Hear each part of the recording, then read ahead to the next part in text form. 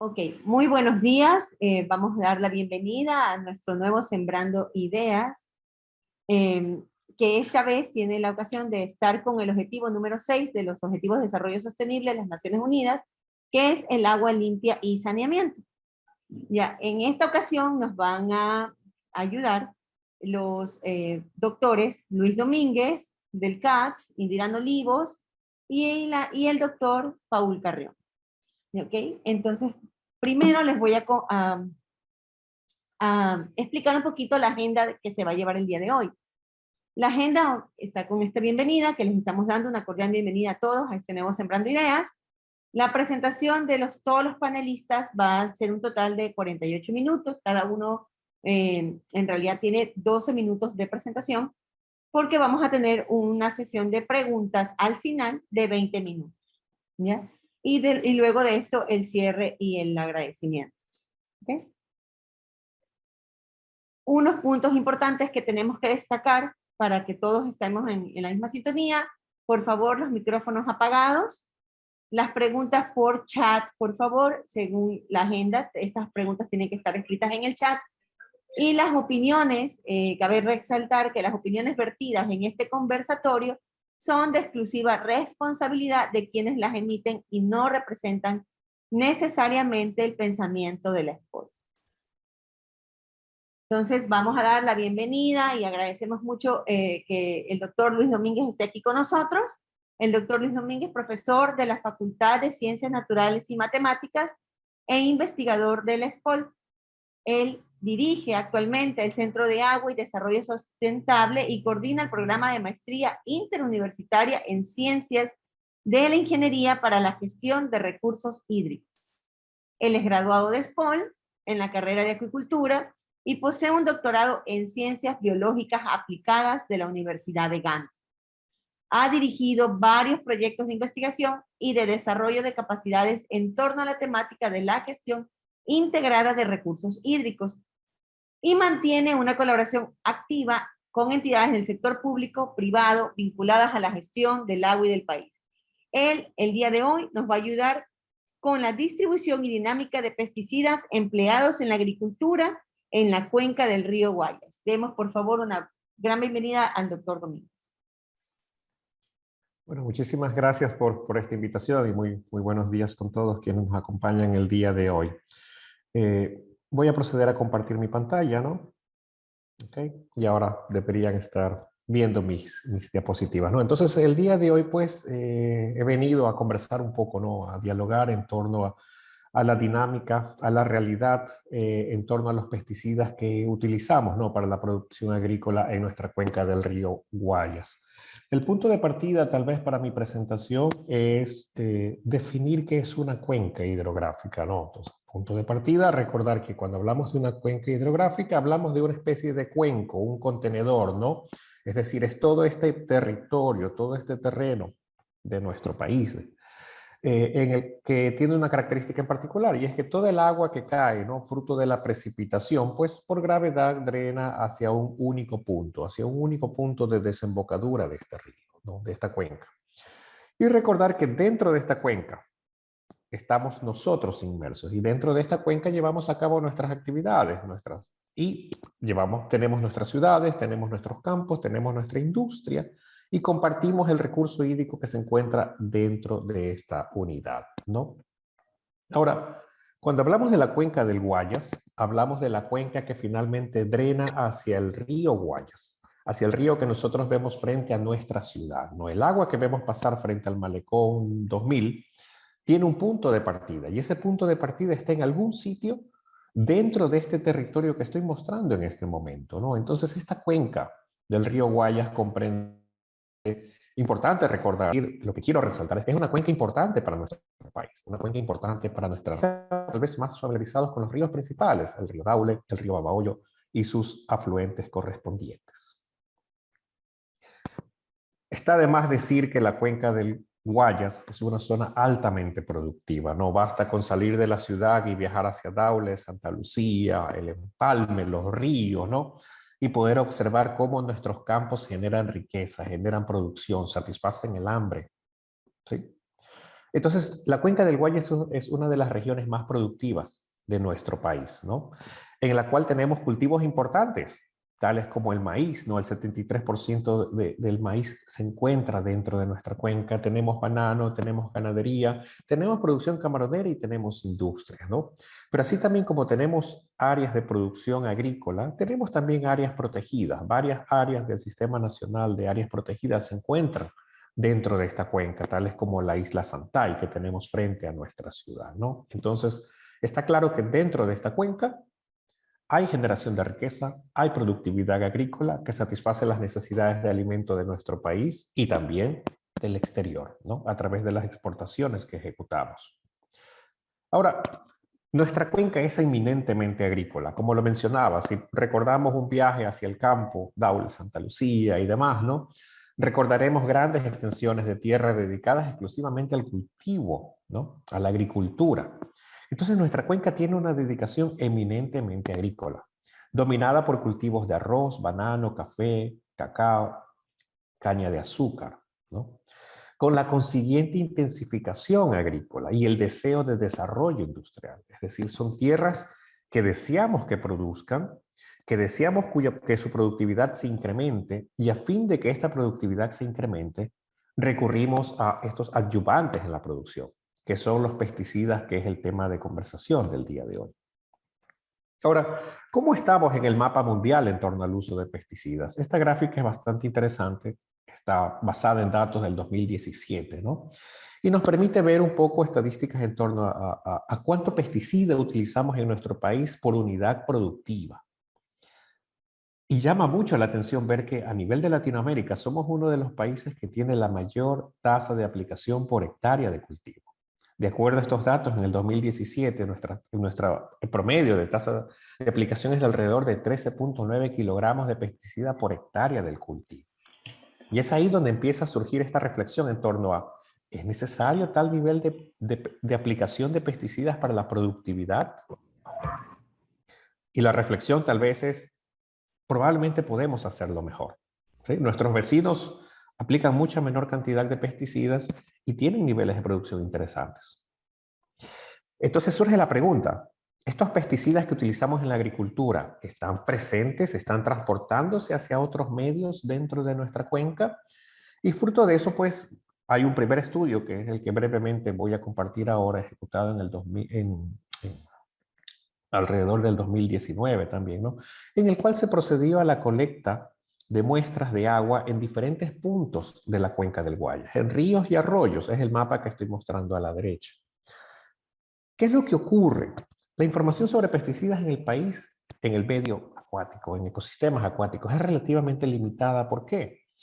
Porque los laboratorios disponibles en el país predominantemente trabajan para la detección de pesticidas que se encuentran por arriba de los niveles que la ley establece. Pero a veces los niveles que nuestra ley establece pueden llegar a ser un poquito permisivos o pueden estar un poquito elevados y por lo tanto cuando hacemos un análisis tradicional de pesticidas, los resultados nos dicen no detectado, no detectado, no detectado. Y nos pueden llegar a mostrar una realidad falsa.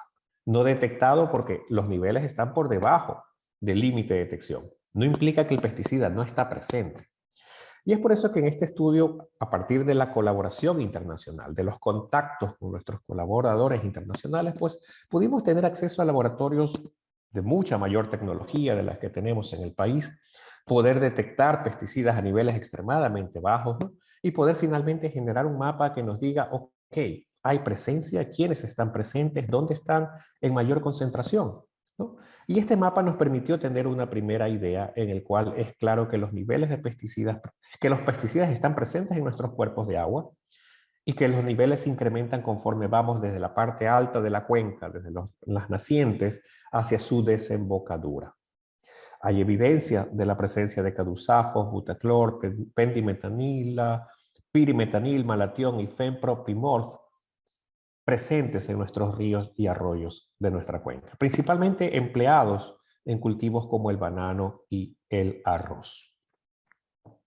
Ahora, si sabemos que los pesticidas están ahí presentes, la siguiente pregunta es, ¿cuál es su dinámica, ¿no? ¿Cómo se comportan? ¿De dónde vienen? ¿Cómo pudiéramos llegar a manejarlos?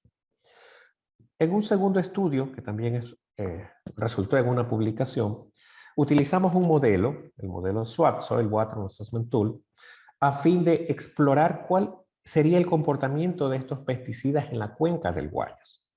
Nos topamos con un gran reto, y es que, al igual que en muchas áreas, la información es limitada, ¿no? Y por lo tanto, pues, con la limitada información se trabajó para tratar de desarrollar este modelo, y el modelo lo que nos mostró es que es claro que durante la época invernal, en donde se incrementan las precipitaciones, parecería existir un mayor nivel de escorrentía que arrastra consigo a los pesticidas hacia los cuerpos de agua. Si nosotros observamos la gráfica superior en el lado derecho, podremos ver la concentración o el comportamiento de los pesticidas a lo largo de los 12 meses del año, y vemos que durante la época invernal el modelo sugiere sus niveles son más elevados, ¿sí? Predominantemente en este caso, dos pesticidas que nos preocupan y que fueron los que se simularon, el pendimetalin y el fenpropimorph, ambos empleados en el maíz y en el banano, ¿no?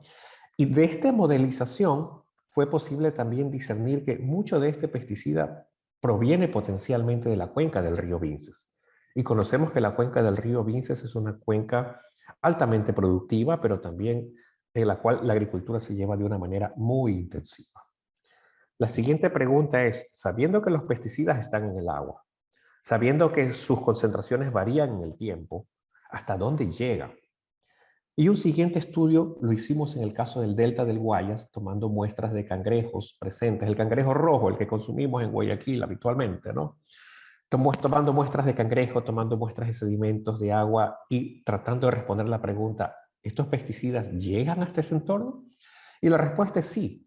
Un estudio multiresiduo logró identificar niveles y la presencia de pesticidas. De 88 pesticidas que buscamos, 33 fueron detectados, ¿no? Y los buscamos a partir de encuestas realizadas con los agricultores. Muchos de estos pesticidas encontrados a nivel potencialmente deleterios, e incluso algunos pesticidas que hoy en día son prohibidos y que tal vez son residuos de su aplicación de hace algunos años. Es claro que la mala práctica, la mala gestión de estos agroquímicos que nos ayudan a la producción agrícola amenazan el desarrollo sostenible. En la gráfica que muestro ahora, pues vemos como a nivel de cuenca una mala gestión atenta contra los objetivos 12, 6 y 3, es decir, atenta contra contra el objetivo que busca proveer agua segura para la gente, contra el objetivo que busca proveer salud, ¿no? Y transfiere también este impacto hacia el delta del Guayas, amenazando la vida acuática, amenazando la salud de los ecosistemas y finalmente amenazando nuestra seguridad alimentaria a través de la potencial contaminación de productos que nosotros consumimos. ¿Cuál es mi mensaje al cierre?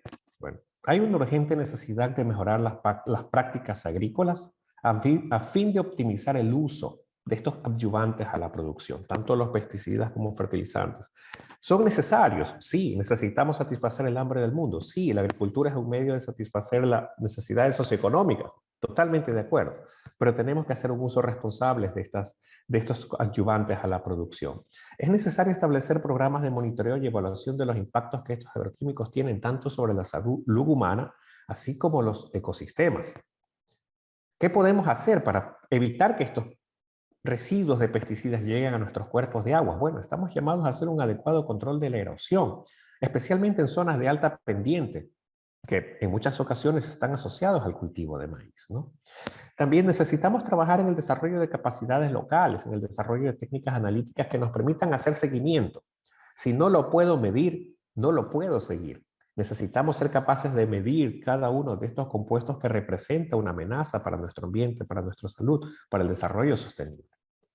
Debemos comprender que las actividades que ejecutamos a nivel de cuenca tienen un efecto deleterio, tanto a nivel local como a nivel regional, en este caso hablando ya del delta del Guayas, de las zonas de manglares, ¿no? De la desembocadura del río Guayas, donde otros servicios ecosistémicos pudieran verse comprometidos, ¿no?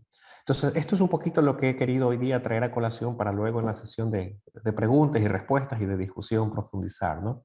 Y me permito finalizar pues agradeciendo y mostrando tal vez los 3 artículos con los cuales he compartido muy brevemente en esta pequeña charla, ¿no? Muchísimas gracias. Ok, muchísimas gracias, doctor Domínguez. Bueno, vamos a continuar con nuestro, siguiente panelista. Un ratito. Ok. Bueno, perdón, un ratito. Bueno, nuestra siguiente panelista es la doctora Indira Olivos. La doctora Olivos es oceanógrafa con una maestría en Ingeniería de Recursos Hídricos y un doctorado en Ingeniería de la Facultad de Ingeniería de la Universidad Libre de Bruselas, de Bélgica. Ella se desempeña como docente e investigadora de la ESPOL en gestión del agua y dinámica de estuarios, trabajando en herramientas para la gestión ambiental de sistemas costeros, y actualmente funge como coordinadora de la Red Nacional en Gestión Integrada de Recursos Hídricos y es miembro del capítulo Ecuador de la Asociación Internacional del Agua. Ella nos va a acompañar el día de hoy con el tema análisis de vulnerabilidad e inundaciones de ciudades costeras influenciadas por el estuario del Guayas, caso del municipio de Durán. Bienvenida, Indira. Muchas gracias.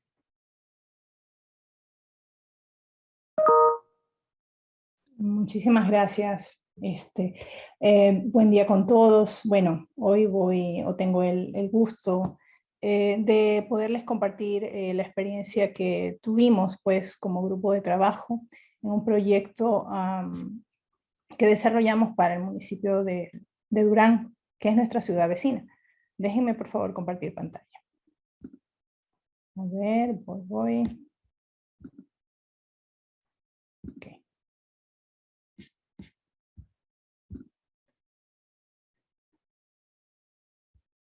Me comentan por favor si pueden ver mi pantalla. Sí, gracias. Sí, sí se ve. Bueno,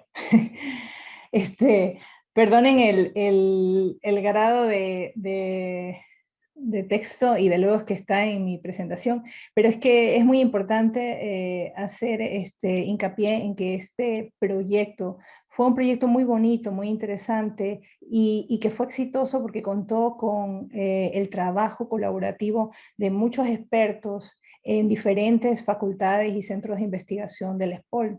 Y adicional, obviamente, colaboramos o cooperamos con el Instituto Nacional de Hidrología y Meteorología, que es el instituto de base, y tuvimos también la oportunidad a lo largo del proyecto de participar en un proyecto internacional que fue el Erasmus Plus, ¿no? Watermas, y con pues ya van a ver un poco los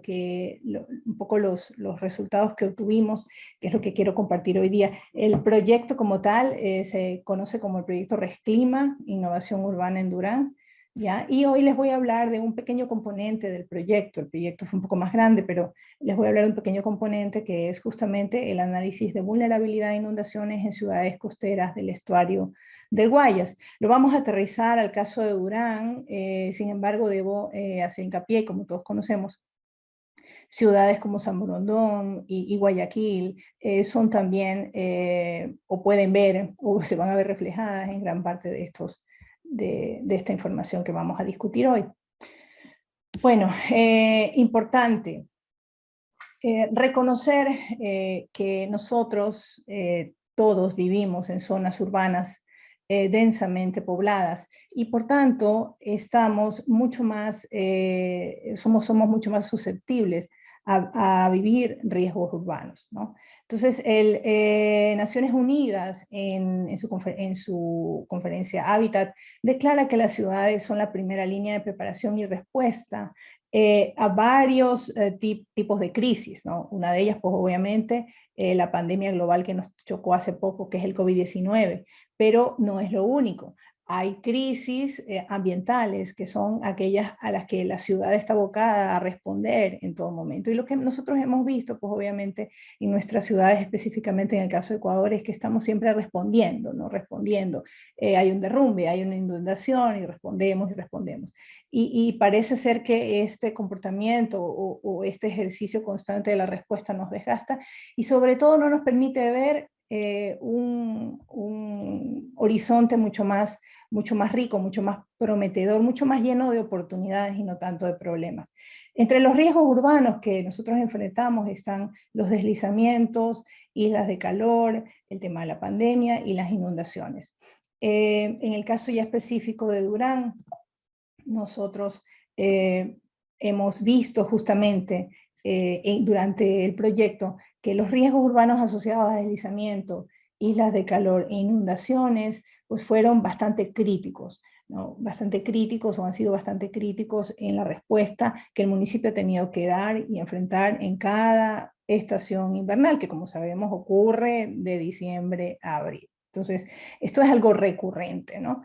Pero entonces, son los municipios justamente, ¿verdad? Los gobiernos autónomos descentralizados, aquellos que a través de los planes de ordenamiento territorial tienen la responsabilidad de delinear, ¿cierto? ¿Cómo vamos a hacer la gestión del riesgo? ¿Cómo vamos a enfrentar riesgos como los que nos traen el cambio climático, ¿no? Y cómo eso va a ser implementado en territorio. Una opción para hacerlo, justamente trabajar en un enfoque multiamenazas, porque ya vimos en el slide anterior que no solamente es inundaciones, también son deslizamientos, también desde el punto de vista de las amenazas naturales. También el tema de islas de calor que afectan o que ponen en riesgo la salud de mucha parte de la población que es vulnerable. Entonces, este enfoque multiamenaza propuesto por el marco de Sendai permite prepararse, ¿no?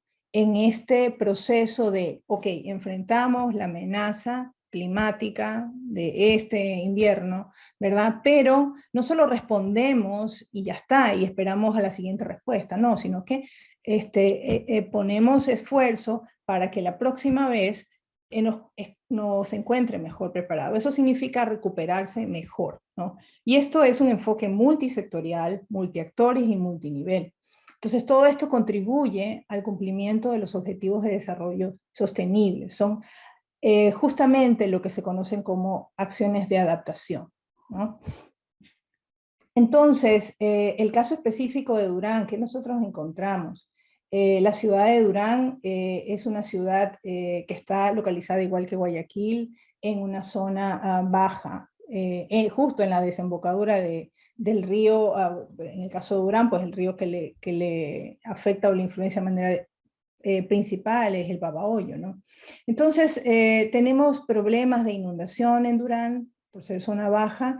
Hay depresiones naturales en áreas que ahora son urbanas y que previamente fueron áreas de producción agrícola, ¿no? Quien pueda darse una vuelta o haya visitado, ¿no? Esta parte de Durán, justamente la zona noreste, va a darse cuenta que los nuevos asentamientos están ocurriendo justamente donde antes eran arrozales. ¿Sí? Entonces, la ciudad está creciendo como nuestras ciudades acá en esta zona del Guayas, de una manera que no surge o no parte de la planificación, sino que son asentamientos irregulares, pero esos asentamientos irregulares con el tiempo se convierten como parte activa de la ciudad y obviamente el municipio tiene que atender esto. Entonces, tenemos que pasar de un enfoque reactivo a un enfoque de planificación, en donde en esa planificación se incluya justamente el riesgo. Entonces, tenemos que Durán se inunda, ¿verdad?, por precipitaciones extremas y también por el nivel de marea, ¿no? En este sentido, el nivel de marea actúa como un tapón. Si llueve mucho en Durán, igual que en Guayaquil, pues la ciudad se inunda, ¿no? Los deslizamientos, por otro lado, que son otras de los riesgos naturales o amenazas naturales, ¿verdad? Tienen que ver ya con zonas altas de Durán, pequeñas colinas como en Cerro San Eduardo, ¿verdad? Donde la geotecnia, el tipo de suelo, la estabilidad de talud y también los asentamientos humanos pues han generado un riesgo mayor. Islas urbanas de calor es otro tema que acá no lo estamos tocando, ¿no? Pero lo que sí es importante tal vez contarles que en Durán, si bien es cierto, hay una zona que es una zona de crecimiento, ¿verdad? Todavía no tan planificado. También existe una zona justamente en la parte más hacia el oeste de la ciudad, que ya está consolidada, ¿verdad? Una zona urbana, un casco urbano consolidado. Y existen también nuevas zonas que fueron planificadas, ¿sí? Pero que lastimosamente se asentaron en una zona de depresión natural, que es justamente esta parte del Recreo, ¿no? Entonces, allí tenemos inundaciones recurrentes que van a ocurrir siempre, justamente debido a la depresión del territorio en donde se ubicaron.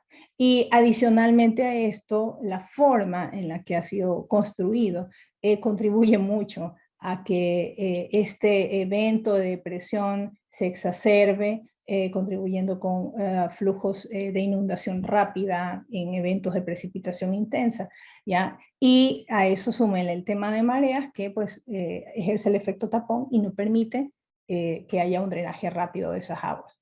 Entonces, esto ocurre cada invierno, es un problema para la población y obviamente un problema a resolver por el municipio. Entonces, nosotros quisimos con este proyecto entender mejor la problemática, aplicamos diferentes metodologías y finalmente llegar a una propuesta, ¿no? ¿Cómo vamos a hacer esa reconstrucción mejor? ¿Ya? Una cosa que no mencioné es que el municipio en todos estos años no es que ha estado cruzado de brazos, ha estado haciendo o tomando acciones, ¿verdad? Para trabajar en estas zonas bajas. La primera acción que se ha hecho es una acción de lograr un nivel más alto, haciendo rellenos principalmente en estas zonas, que son zonas que están con potencial de urbanización, ¿verdad? Y ya hay un nivel más alto en estas zonas, y ya luego, pues obviamente, estas zonas de aquí representan tal vez la mayor esperanza de que la planificación urbana se trabaje de una mejor manera. Ok. Entonces, miren, estos problemas de inundación que soporta la ciudad, perdonen, acá, contrastan un poco con oportunidades que tiene la misma ciudad para hacerle frente al tema de inundación. Entonces, la ciudad es una ciudad, igual que Guayaquil, que cuenta con canales naturales, ¿no? Que pueden hacer pueden facilitar el tema de drenaje. También cuenta con una densidad poblacional en algunas zonas no tan alta, ¿no? Y hay una cobertura de árboles y vivienda social que está aportando al momento, ¿verdad?, a hacer o puede aportar, incluso se dice potencia, ¿no?, a dar una solución a esta problemática. Los canales son parte importante de la ciudad para su drenaje, capacidad de infiltración, entrada y salida de la onda de marea, de retención. Sin embargo, todo el diseño de drenaje de la ciudad de Durán no incluye o no trabaja, ¿no, verdad?, con estos sistemas naturales, no los incluye, no los considera, ¿no?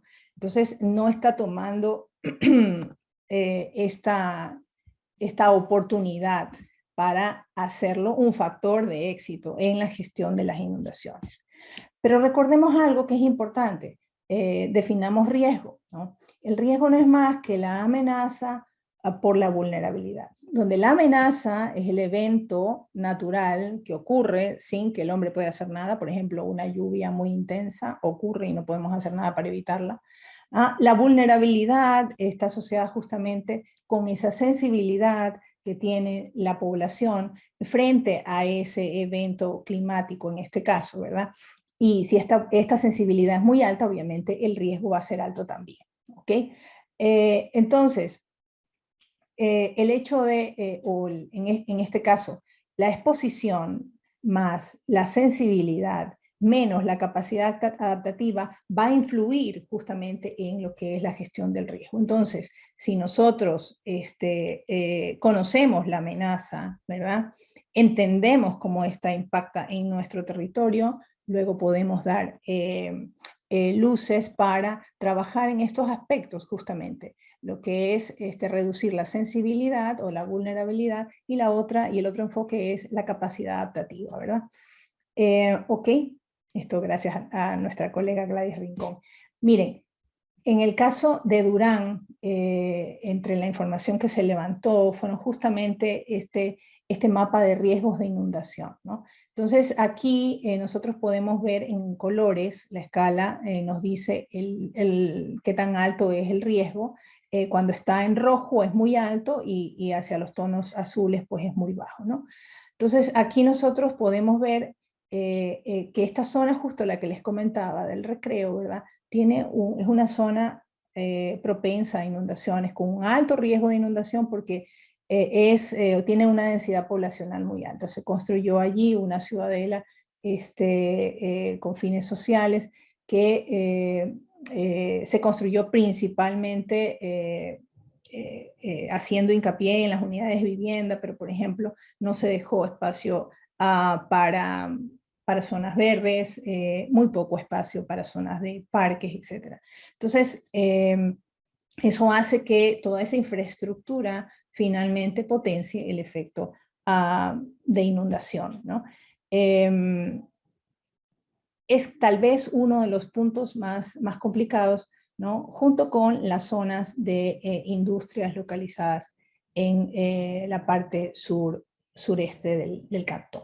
Entonces, por otro lado, también podemos ver que los asentamientos humanos, ¿no? Están mapeados aquí y pueden ustedes ver cómo en esta zona pues tenemos justamente mucha densidad poblacional, ¿no? Aquí hay una foto típica de un vecindario, donde ustedes pueden ver calles de cemento, parques de cemento, casas una al lado de la otra. Entonces, el sitio es totalmente impermeabilizado, de tal forma que cuando una lluvia cae, pues es un efecto piscina, ¿no? Simplemente se llena y se llena y ya vamos a ver por qué. Aparte del hecho de que la marea hace un efecto de tapón natural, porque no solo es ese efecto que es momentáneo el que exacerba estos problemas. Aplicamos como grupo algunas herramientas que ya les voy a mostrar los resultados, ¿no? Miren, por ejemplo, el canal San Enrique, uno de los canales de Durán, tiene 16 colectores, ¿no? Está ubicado también el Estero Matanzas, es otro que se ubica en Durán. Son canales abiertos. ¿Cuáles son los problemas aquí? Hay muy poca información acerca del nivel, las secciones de los canales, las dimensiones, ¿sí? Esto justamente porque los canales se consideran como cuerpos naturales a los cuales se drena, ¿no? El tema del drenaje de aguas lluvias, pero hasta ahí. También hay una limitada coordinación interdepartamental, no hay una actualización de información. Existe un mantenimiento de canales, sí, ¿no? Se verifica cotas y pendientes, pero no hay un plan integral. O sea, ese es el detalle que está faltando, el plan integral. Hay zonas muy bajas y pendientes muy suaves, lo cual pues obviamente no facilita el drenaje por gravedad. Por otro lado están las viviendas ubicadas en las planicies de inundación, como les comenté, en el caso específico de esta urbanización del Recreo y otros sectores también, que no tienen posibilidad de aumentar ¿no? La sección de los canales, no les da esta opción. Pero entonces veamos qué es lo que sucede aplicando simulación. Podemos ver aquí, acá tenemos justamente el sistema de drenaje de la ciudad, ¿verdad? Lo que podemos nosotros ver acá en el gráfico a la derecha es justamente la capacidad hidráulica de todos los colectores, ¿sí? Usada, ¿no? Y esto básicamente por la marea. Y es por otro lado en rojo, nosotros vemos el nivel de marea con un periodo de retorno de 2 años, que es básicamente el que ocurre más frecuentemente. Entonces, tenemos un tiempo transcurrido desde la máxima marea en horas y entonces podemos ver cómo de 70 a 72 minutos de la máxima marea ya ocurre, ¿no? Una máxima ocupación hidráulica de los colectores. Hay una reducción, ¿no?, de esa capacidad de un 44%, ¿sí? Entonces, si a eso uno le suma, o sea, eso solo el análisis sin eventos de lluvia, solo lo que está pasando por mareas. Entonces, si a eso se agrega un evento importante de lluvia, entonces contaríamos, en este caso, en baja mar, ¿no? Tal vez con un 80% de la capacidad, ¿no? Entonces, en algunos casos, algunos de los canales ni en baja mar muestran capacidad de carga, ¿sí? Entonces, el hecho de que Durán esté justamente en una zona baja hace que este mecanismo que usamos en todas las ciudades de drenaje de aguas lluvias pueda no ser suficiente. Ese es un poco el mensaje que les quiero dejar hoy, ¿no? Ahora, claro, cuando nosotros enfrentamos amenazas naturales, nos vemos tentados a, a tratar de resolverlo, ¿no? Con nuestro ingenio. La ingeniería, pues, lo trabaja desde las compuertas, bueno, cerremos el canal de acceso y así podemos controlar los niveles y no nos inundamos. Para otros temas pueden ser espigones, diques o dragado, ¿no? Como ya lo estamos viendo ahora como soluciones que se ofertan. Y que en definitiva pueden aportar a la solución, no es que no se puede hacer, pero siempre toda solución, como ustedes, como buenos ingenieros que son, saben que toda solución trae un nuevo problema. Entonces, el tema allí es un poco analizar qué solución es la que causa el menor impacto, ¿no? Y también qué oportunidades tenemos para poder resolver el problema. Entonces, aquí básicamente les muestro una foto que es gráfica, solo para que entendamos de qué nos estamos perdiendo, ¿no? Miren, este es un ejercicio que se hace en una zona de hormigón, ¿no? Pavimentos, ¿no? Pavimentos. ¿Qué es esto? Un pavimento, pero es un pavimento permeable. Entonces, ¿qué sucede? Aquí nosotros estamos dejando el agua caer, pero no se ha empozado, ¿sí? ¿Por qué? Porque hay capacidad de permeabilización. Es decir, que el agua se puede infiltrar en el suelo, ¿ok? Hay otras soluciones. Recordemos el tiempo, disculpe, le interrumpe. Recordemos Sí, estoy terminando, ya estoy terminando, gracias. ¿Ya? Entonces, lo que les quiero decir en estas diapositivas es básicamente que es necesario mirar la capacidad que tenemos en territorio de utilizar nuestro suelo, ¿no? Así, por ejemplo, como aquí vemos en China, ¿no? Ellos han generado una gran cisterna que lo usan, entiendo, como zona de parking, y cuando ya son las inundaciones, ahí desvían el agua para que no se inunde la ciudad, ¿no? En nuestro caso, pues, costear eso puede ser imposible, pero no estamos viendo cómo podemos trabajar con la estructura de nuestro suelo en las ciudades para poder colectar parte de esa agua. Al final, esa agua va a irse, pero podemos trabajar colectores naturales en nuestros suelos, trabajando el suelo, obviamente, ¿no, verdad? Para poder aminorar esos picos, ¿sí?, de precipitación y obviamente los eventos de inundación. Eso fue básicamente el análisis que hicimos aplicando varias metodologías y es lo que encontramos en cuanto a inundaciones, que hay mucha necesidad de volver la mirada a nuestros entornos naturales, pero no solamente los entornos naturales, la reserva que está más allá, no, nuestra ciudad como un entorno natural, ¿no? Como la potencialidad que tiene de transformarse en un entorno que nos dé servicios para enfrentar inundaciones. Hay necesidad de incluir estos conceptos en la formación de nuestros programas universitarios, ¿sí? Porque hay necesidad de construir mejor. Y los que van a construir mejor son nuestros ingenieros. Entonces nuestros ingenieros tienen que saber que se puede hacer diferente. Sobre todo en ciudades como las nuestras, que son ciudades bajas, donde el efecto de drenaje de agua, el efecto de marea, boicotea el drenaje de aguas lluvias, que en otras ciudades ubicadas más arriba funciona perfecto, ¿no? Y también hay necesidad de socializar estos temas, ¿no? En el caso nuestro, trabajando con Durán, hemos ido viendo un crecimiento, ¿sí? Crecimiento de los técnicos de allá, pero también de los políticos, porque van entendiendo conceptos que tal vez antes no se plantearon, ¿no? Entonces, es un trabajo en conjunto, ¿no? La sociedad, las universidades, ¿verdad? Construyendo mejores soluciones para enfrentar el tema de inundaciones. Muchas gracias. Perdonen por el tiempo extra. Ok, muchas gracias. Por favor, recordemos el tiempo es limitado. También para todos los panelistas, mejor dicho, perdón, a todos los asistentes, pueden escribir sus preguntas en el chat indicando hacia qué panelista está dirigida. Ya, ahora sí vamos a presentar al doctor Paul Carrión. El doctor Carrión es director del CIPAT ESPOL. Su trabajo de investigación se orienta principalmente a temas de aguas subterráneas y ambiente, geodiversidad, geotecnia, desarrollo minero sostenible y bibliometría aplicada a geociencias.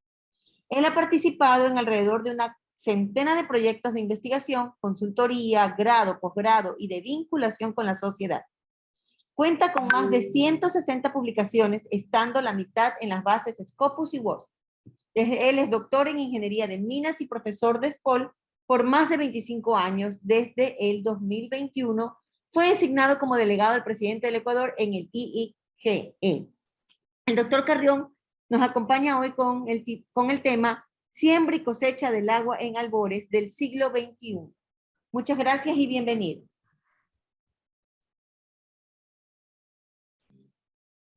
Muy buenos días. Muchas gracias por la oportunidad del Decanato de Investigación y es un gusto compartir con los colegas Luis e Indira. Como mencionaba, mi conferencia trata sobre el tema de siembra y cosecha de agua en albores del siglo XXI. Este tema está en un contexto de un proyecto de vinculación con la ESPOL que venimos desarrollando desde hace algunos años ya. Muy bien, voy a poner compartir, no sé si se ve la diapositiva. Sí se ve. Perfecto, ya, gracias.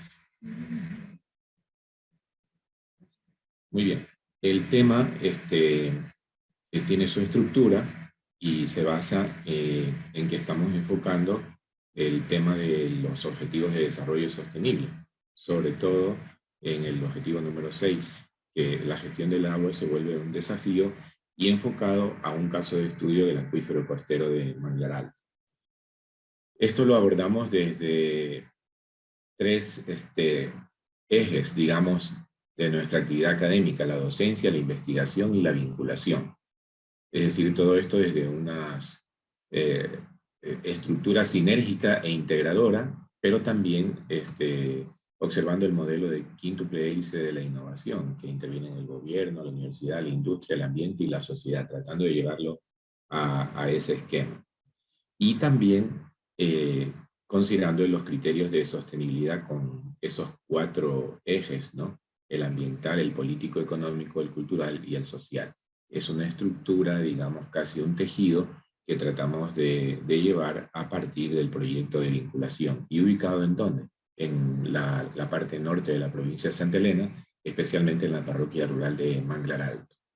Allí existe un acuífero costero que es de poca profundidad, hasta 30 metros tiene en algunos lugares este acuífero, y ahí hay 15 pozos, 12 de esos están activos al momento, y esto sirve para abastecer de agua a 6 comunas. Y con esta agua pues se abastecen las personas y también pueden aprovechar para su desarrollo humano.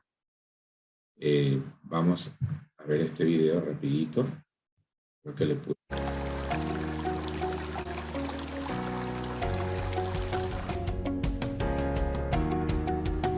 En la época lluviosa, el río tiene agua, pero en la época seca, el río no tiene agua, está dentro, en el acuífero, donde no se ve. Entonces esa agua hay que hacer un pozo de agua y se extrae el líquido vital para el desarrollo de la comunidad. Ya nosotros desde las 2, 1 de la mañana venimos a aprender estas máquinas.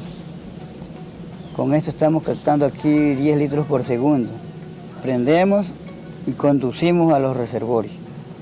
¿Ya? De acuerdo a lo que bota arriba, hacemos aforo, medimos qué caudal nos llega y de ahí sacamos conclusión de cuánto estamos produciendo y cuánto estamos distribuyendo. Eso lo hacemos en todos los pozos, son 11 pozos en función.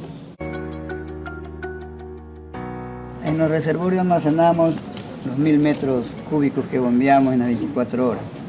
Y hacemos el reparto por gravedad a los recintos, primero Montañita, Manglar Alto, luego Río Chico, San Antonio y último Libertador Bolívar.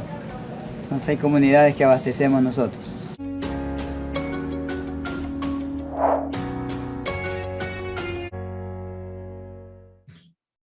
Como ustedes un poquito ven allí, es un proyecto de vínculos con la sociedad que tiene una estructura de apoyo, porque veían que también está la Universidad Península de Santa Elena, está una red internacional de siembra y cosecha de agua y otras organizaciones, como entre ellas principalmente la Junta Comunitaria.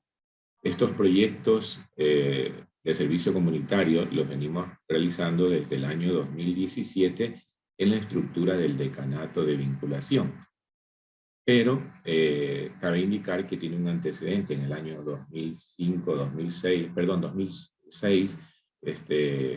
logramos un proyecto de Naciones Unidas que duró 4 años, 2 proyectos, y con eso se inició la cooperación, y desde allí, de manera formal, digamos, si es que hay un proyecto de la ESPOL o de manera colaborativa, nos hemos mantenido con ellos. Aquí están los nombres de los proyectos y también está un nombre de un proyecto de la UCSE que colaboraba con nosotros. La Junta Administradora de Agua de Manglar Alto es un sistema multicomunitario que fue fundado el 29 de marzo del 79 y ellos tienen una estructura. Esa estructura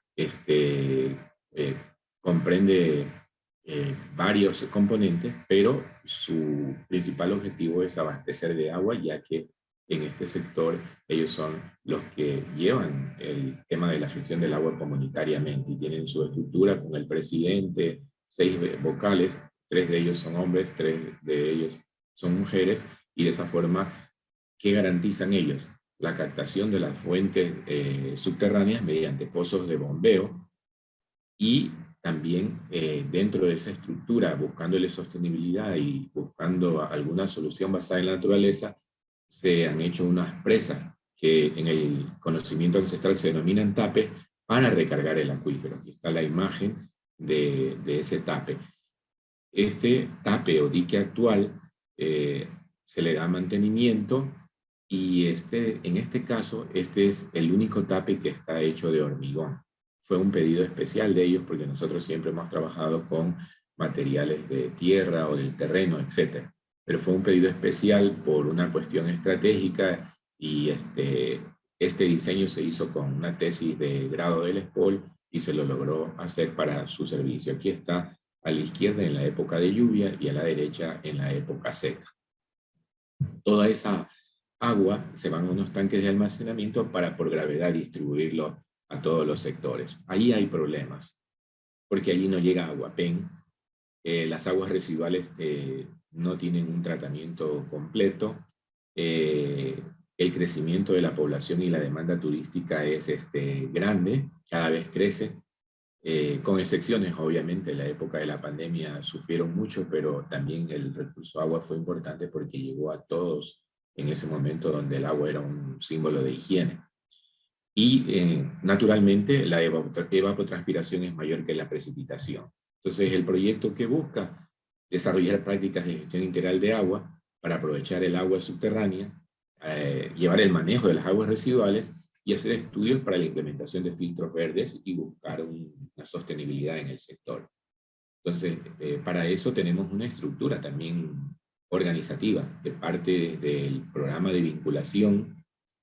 Nosotros también tenemos varios tutores, puedo decir los nombres, aquí destacan la colaboración de Fernando Morante, de Betty Merchán, de Andrés Velastegui, y los profesores tutores que colaboran de la facultad. Es decir, es todo un engranaje y además, como yo trabajo en un centro de investigación, varios investigadores también colaboran. Tenemos una estructura ultra participativa y después están los practicantes, en algunos casos empresariales y en otras comunitarios mayoritariamente. El corazón es la comunidad. El centro de todo lo que hacemos es justamente la comunidad. El rol del estudiante es un rol protagonista, interviene con trabajos en el campo, recolectando muestras, haciendo medidas periódicas, haciendo cosas acá en el laboratorio de la SPOL y en el trabajo de campo pues también está la geofísica, son trabajos que se llevan hasta por semanas de acción. Los resultados que tenemos, por una parte está el eje social, el trabajo como lo reflejan estas imágenes, colaborativo, participativo, de estudiantes, de profesores, de miembros de la comunidad que participan de esto. También se hacen campañas de concientización para sensibilizar sobre el uso del agua. Todo lo que se haga en esta parte siempre queda mucho por hacer. Y están las investigaciones hidrogeológicas que hacemos, el inventario de pozos, la prospección geoeléctrica, las mediciones del nivel del agua, los análisis in situ, que son periódicos. Cada mes hacemos una medida y esto con el paso del tiempo nos ha permitido hasta hacer simulaciones o modelizaciones y los trabajos de sistemas de información geográfica que reúnen e integran toda la información para el uso de las decisiones que se pueden tomar y alimentar a la comunidad de todos estos hallazgos que se hacen. Dentro de la cooperación también tuvimos una participación muy buena, también vínculos, el decanato de vínculos nos acercó a la Universidad de Purdue y hubo un trabajo muy bueno de 5 meses de estudiantes de SPOL con estudiantes de la Universidad de Purdue, profesores de Purdue, profesores de SPOL. Fue un trabajo muy bueno que tiene sus productos y que probablemente dentro de poco va a generar hasta una publicación de la estrategia y estructura que se utilizó. Los estudiantes de la SPOL participan también en los proyectos de graduación, además de las prácticas, para el tema de los pozos, para el tema de los tapes, para el tema de los reservorios, para la red de distribución. Recuérdense que esta es una junta comunitaria y necesitan por tener en mapeo toda la red de distribución, las zonas por donde va, aprovechando la gravedad, etc. Y eso es un trabajo comunitario con ayuda de los estudiantes y profesores de la SPOL. Hasta el mismo edificio de la sede de la empresa ha sido parte de una construcción que ha sido en colaboración con nosotros. También está el tema de las modelizaciones, con las medidas que se van haciendo periódicas y frecuentes, llegamos a modelar porque aquí estábamos descubriendo que había un tema de intrusión salina. Este tema de intrusión salina nos permitió tomar la decisión con la comunidad de hacer un tape o dique para que el agua dulce se almacene en este sector tanto superficial y subterráneamente e impida el mayor ingreso del agua salina. Por ahora, en algunos momentos se lo ha logrado. El problema es cuando es la época seca y ellos necesitan tener un mínimo de explotación de este lugar. Entonces, allí tenemos que a veces hacer paralizaciones en ese pozo que está en esa zona. Adicionalmente, como la Junta ha ido llevando todo esto, pues le han ido llegando otras responsabilidades, como el tema de el agua residual, y ahí está la colaboración que tenemos con las lagunas de estabilización. En este caso es la profesora Betty Merchant, que nos colabora con esto, con su especialidad, y también el tema de el manejo del agua con filtros naturales para eliminar la contaminación de las aguas residuales, filtros verdes que lo lleva Fernando Morante. Toda la información que se genera, social, técnica, ambiental, la está llevando el profesor Velastegui con un tema de GIS. Aquí está la parte de las técnicas para el manejo del agua utilizando el conocimiento ancestral. Estos son los tapes o diques como se hacía naturalmente hace muchos años y como también hoy muchos diques, la mayoría son de terreno, es decir, no son de hormigón, porque creemos que se mimetiza un poco mayor con todos los aspectos de la naturaleza. Cuando hay un dique hay acumulación de agua superficial, hay recarga del acuífero y todo el entorno se conserva verde, aunque sea en la época seca. Además, estos lugares a veces también son aprovechados para el tema de balneario de la gente. En general, tenemos algunos retos y desafíos. Mejorar la interacción coordinada y sinérgica, porque hay muchos problemas que van apareciendo. También ha habido un aumento anual de usuarios por las juntas. Aquí está la de Olón. Ustedes están viendo, está por 9.790 personas que reciben agua, la de Valdivia, que están por 15.000, y la Jacma, con la que llegamos más tiempo, la de Manglar Alto, que llega a 19.000. Todo esto hace que en total llega a 44.725 usuarios. Este lugar se ha convertido en un laboratorio natural para poder colaborar y ayudarles. Las demandas de ellos llegan cada día. Estamos con el desafío de una economía circular del agua, por eso se explota el agua, se lo distribuye a través de los pozos, se los distribuye a la comunidad y el agua residual van a las lagunas de estabilización y los filtros verdes. Tratamos de cumplir un ciclo, entonces también ese es un desafío que vamos a trabajar en los próximos meses, en el futuro, y también viene siempre es un reto, un desafío, la interacción con la comunidad. Hay un grado de relación que cualquier problema ellos nos llaman, conversamos, es decir, también cuando tienen reuniones con los gobiernos locales y provinciales, ellos urgentemente nos llaman porque casi como somos como asesores técnicos de sus cosas y nos piden aclaración de varios puntos, nos piden consejo y nosotros, bueno, estamos para eso, tanto profesores y estudiantes. Esta es la última reunión que hubo el mes pasado, donde asistió Fernando Morante y Betty Merchán. El reto es lograr la sostenibilidad de colaboración y la sostenibilidad en los procesos. Es un gran desafío que tenemos. Podemos ver las imágenes, los rostros de las personas que colaboran. Ya le digo, aquí ha sido clave el decanato de vinculación. Tenemos también la colaboración del decanato de investigación y tenemos también la colaboración de la facultad con los estudiantes y profesores. Es una cuestión integrada, lo cual no quita que haya desafíos, que haya mucho trabajo y que las demandas sociales pues, nos ponen en un punto de tratar de ayudar cada vez más. El proyecto ha tenido 135 practicantes en este periodo del año 2017 al año 2021.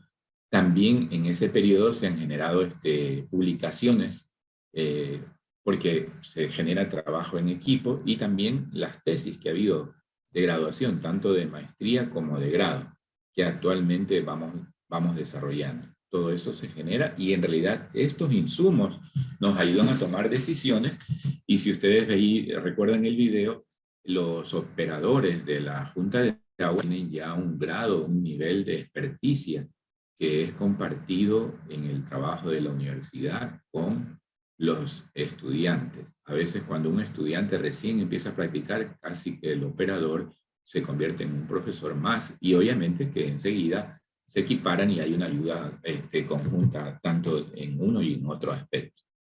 Se han generado 14 tesis.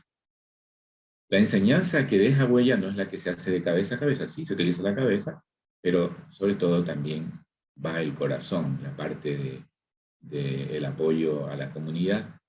Y recordaba que un profesor norteamericano que dio una conferencia invitada por el decanato de vinculación dijo que las mejores asignaturas del pensum te acercan a la realidad y te hacen aplicar con rigor lo que vas aprendiendo con una responsabilidad social.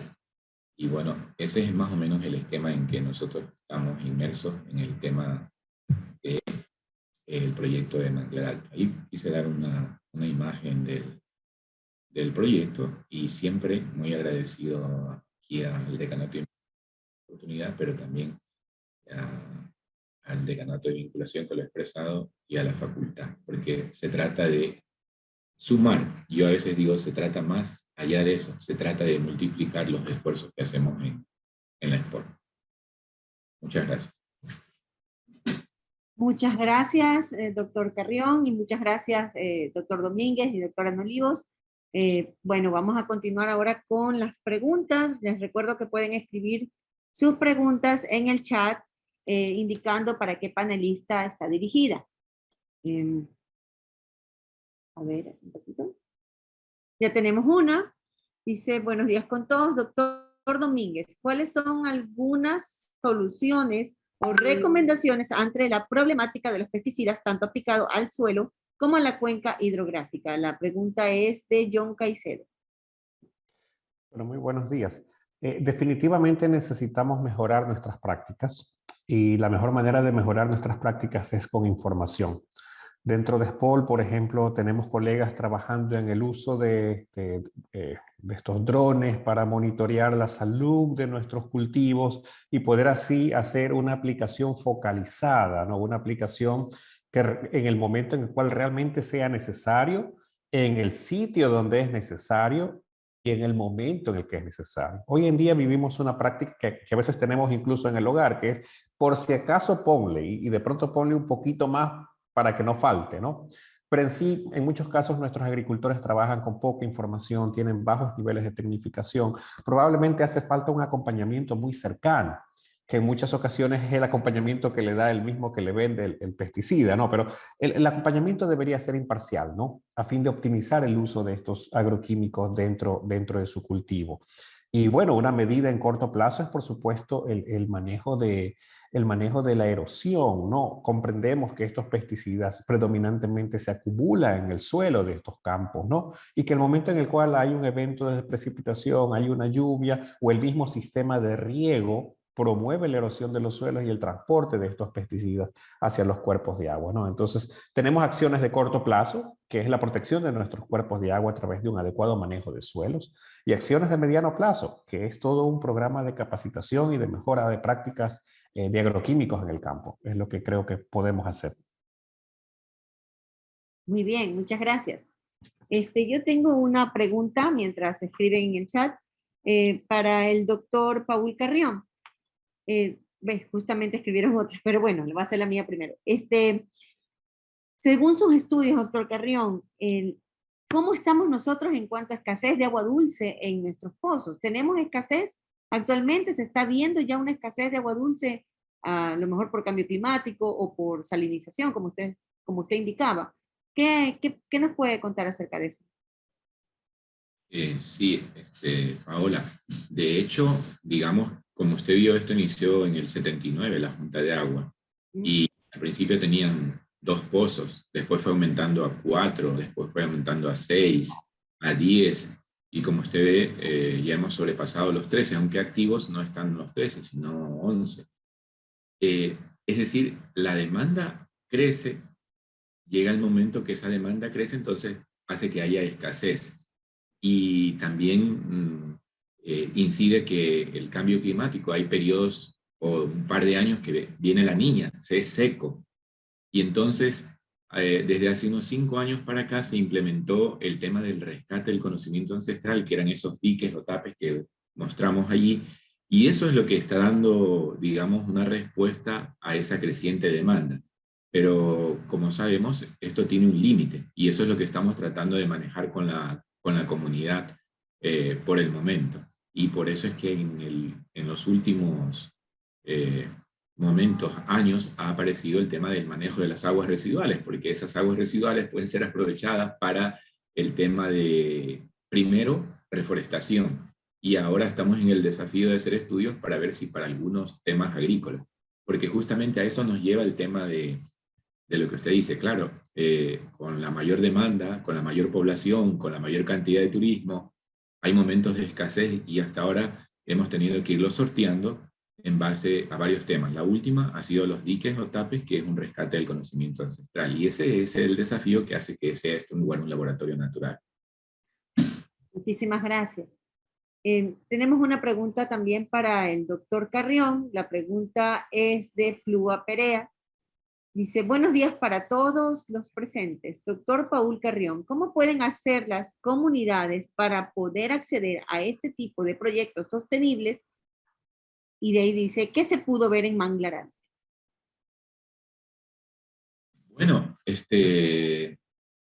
¿Cómo pueden hacer las comunidades? Digamos, en este caso nosotros empezamos con Manglar Alto y las comunidades vecinas veían que la cosa iba funcionando, se sumó Olón y entonces ahora está Valdivia. Al principio nosotros nos asustamos un poco porque, claro, la capacidad a veces de la universidad dentro de la estructura que tenemos, pues, pero la generosidad en todos los niveles, directivos, estudiantes, profesores, nos ha logrado ayudar. Entonces, las comunidades casi que llegan. Por ejemplo, ahora mismo hay personas de Allangue y como ya el proyecto ya está armado y todo eso, más bien tenemos unos tesistas que están tratando de dar una pequeña ayuda con una actividad específica. En este caso, eso lo lleva Gina Andrade. Y bueno, vamos midiendo nuestras posibilidades, ¿no? También de qué podemos hacer. En todo caso, no le quiero enviar un problema más a la doctora Denise, ¿no? Pero la comunidad le puede escribir una comunicación y nosotros de buena fe vemos lo que se puede hacer poco a poco y avanzando, ¿no? Eso es lo que le podría decir. Muchas gracias. También tenemos otra pregunta también dirigida para el doctor Paul Carrión, de parte de Carlos Mora. Buenos días, excelente participación de todos. Una pregunta para el doctor Paul Carrión. ¿Cuáles son las propuestas o estrategias que previamente se implementarían para la vida útil futura del abastecimiento del agua? En este caso, el dique que recarga el acuífero. Ya. Bueno, una de las estrategias es de que, y ellos mismos lo van viendo, ¿no? Por ejemplo, Olón, como ve que Manglar Alto tiene un dique de hormigón y 4 diques de tierra, Olón ya nos ha pedido ayuda de SPOL con un poquito de diseño para hacer esos diques. Aquí cabe indicar una cosa, que el tema de los diques, que es el conocimiento ancestral, es una salida un poco bajo el concepto que decía aquí Indira. Es una solución basada en la naturaleza, porque el dique nosotros preferimos que sea de tierra, que sea, decir, con los mismos materiales del río. Y tiene otro factor, que, por ejemplo, si usted piensa en una presa, en un proyecto grande, pues va a manejar un presupuesto gigante. Aquí el dique que nosotros mostramos de hormigón, con materiales y todos, alcanzó $40.000. Y la comunidad lo hizo con la ayuda un poco del municipio, con otro de la prefectura, y además el trabajo comunitario y la parte técnica que ayudaba, digamos, la SPOL. Normalmente en los cálculos de ingeniería que se hizo en un proyecto de graduación, el dique costaba como 120.000, pero en base al trabajo comunitario se le bajó. Entonces, esto es parte económico, tiene un impacto ambiental que no es negativo, sino más bien ayuda un poco al tema ambiental, y en la parte social pues hay una participación activa. Por allí van un poco las estrategias. La pregunta que hace Carlos Mora en realidad es un poco profunda, y en esos desafíos estamos en estos días, y hablaremos con Gina Andrade y con la doctora Denise, y probablemente dentro de la estructura de investigación que llevamos en el centro también, porque hay que sumar esfuerzos, ¿no? Y hay una cosa que podría decir que lo veo muy, muy bonito y muy estratégico, que nos ha dicho el decanato de vinculación, que los proyectos deben tener la característica inter y multidisciplinar, que ya lo tienen algunos, pero tenemos que multiplicarlo. Eso me parece que es estratégico. Esa es la base de la estrategia, Carlos Mora, lo que está planteando el decanato de vinculación actualmente. Bueno, muchas gracias. Ahora tenemos una pregunta de John Caicedo dirigida para la doctora Indira Olivos. ¿Es posible relacionar el análisis de vulnerabilidad con la simulación? ¿Y es posible aplicar alguna solución basada en la naturaleza para adaptar a la comunidad asentamiento de Durán ante las inundaciones?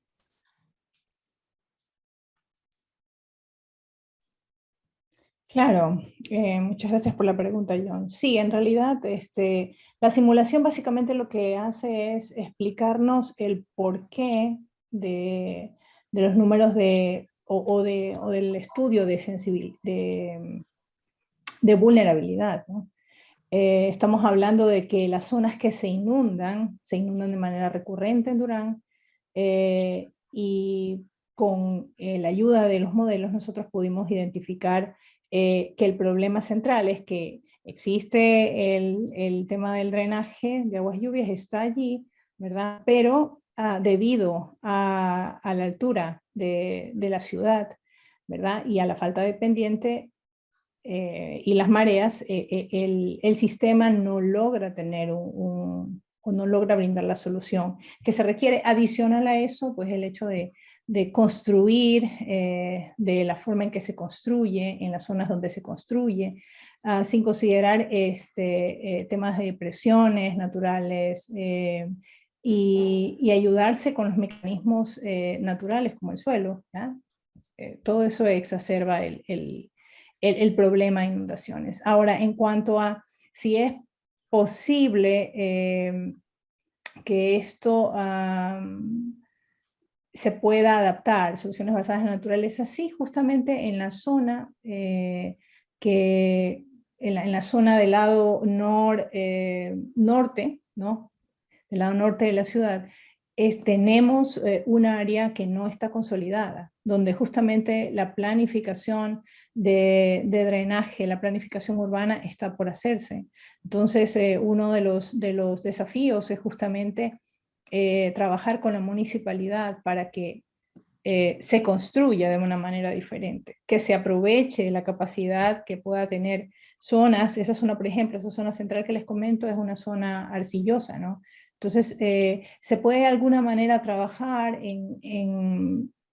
con la estructura del suelo en ciertas zonas y combinar el plan de drenaje de la ciudad, ¿sí?, con estas ayudas, ¿verdad?, de depósito de agua o de reservorio de agua en zonas, por ejemplo, como zonas de cancha, que pueden ser usadas, por un lado, cuando no hay lluvias para temas de recreación, etcétera, y en otros momentos pueden ser usados como colectores, ¿no? Como se hace en algunas otras partes del mundo ya, ciudades que están localizadas en áreas bajas, lo que hacen es eso, ¿no? Utilizan infraestructura urbana para poder retener agua, utilizan la estructura del suelo que se trabaja de una manera específica para poder retener agua, ¿verdad? Y de esa manera aminorar el pico, el impacto del pico de la intensidad de la precipitación en el evento de inundación. Entonces, son formas en que se puede integrar a la sociedad, ¿sí?, con mucha socialización, con mucho entendimiento de cómo la solución ya no solamente es una solución para inundaciones, como lo son los colectores, ¿no?, sino que es una solución que podría llegar a tener múltiples funciones, ¿no? El tema de áreas verdes, el tema de zonas de recreación, pero también que pueden ser usadas como zonas buffer de inundación. Entonces, trabajar con el tema de los canales, devolverle el tema estético, pero a su vez también trabajarlos desde un punto de una perspectiva más técnica para integrarlos en el manejo de inundaciones en el cantón. O sea, de esa manera se puede definitivamente.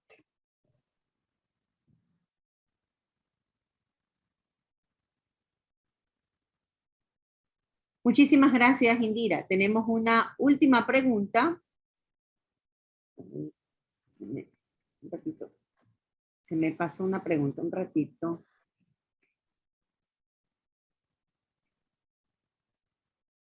Ok. La pregunta es dirigida para el doctor Luis Domínguez. ¿Cómo se puede entrar a estos programas de vinculación con la sociedad del tema que expuso? Bueno, una muy buena pregunta para cerrar, ¿no? Yo creo que cada uno de nosotros, profesores, docentes, investigadores, pues buscamos fomentar a las nuevas generaciones, ¿no? Buscamos alinearlas, ¿no?, con la consecución de los objetivos de desarrollo sostenible. Y en ese aspecto, pues la SPOL tiene diferentes proyectos, muchos de ellos alineados con el tema de agua potable y saneamiento, ¿no? Agua limpia y saneamiento. En este momento colaboro con la profesora Gina Andrade y también con el doctor Paul Carrión, por ejemplo, en el proyecto en Santa Elena, ¿no? Y cada semestre se abren convocatorias a ser parte de estos proyectos de vinculación. Entonces, estos proyectos de vinculación son multidisciplinarios, son transdisciplinarios y dan acogida a estudiantes de diferentes carreras. Y en ese aspecto, pues los invito a acercarse a sus profesores en cada facultad hay un profesor que coordina lo que son las prácticas comunitarias, ¿no? Y a conocer todo este amplio espectro, ¿no? De proyectos que tenemos para el beneficio de la sociedad, ¿no? Y aplicar con el cual se sientan más afín, ¿no? Al cual les motive más, ¿no? Y en este aspecto, por ejemplo, en nuestro caso en química, tenemos un componente de caracterización de calidad de agua, ¿no? Con el cual vamos a trabajar en la península de Santa Elena, y desde ya pues los invito a ser parte, ¿no? Muchas gracias. Muchas gracias. Ahora, perdón. Bueno, yo les agradezco muchísimo a nuestros 3 panelistas, a la audiencia que ha estado aquí con nosotros. Hemos visto cómo las actividades antrópicas y el crecimiento urbano efectivamente están afectando la calidad ambiental, especialmente en el recurso hídrico. Hemos visto también cómo este crecimiento urbano y las características normales que existen en ciertos lugares como en Durán han aumentado el riesgo con el cambio climático que tenemos actualmente, con un evento de lluvia que puede ocurrir, como lo explicó Indira, de que podemos tener una catástrofe como lo ha vivido Colombia, como lo ha vivido otros países. Y ese manejo, esa gestión integrada, el conocimiento que nos presentó el doctor Paul Carrión, que es importantísima para asegurar ese abastecimiento de agua dulce que necesitan nuestras poblaciones, especialmente en la península de Santa Elena. Entonces, les agradezco muchísimo y hemos visto que este trabajo en conjunto, efectivamente, estamos llegando a cumplir ese objetivo de saneamiento y garantía del agua, ¿no? Del agua dulce, del desarrollo sostenible. Muchísimas gracias a todos. Muchas gracias.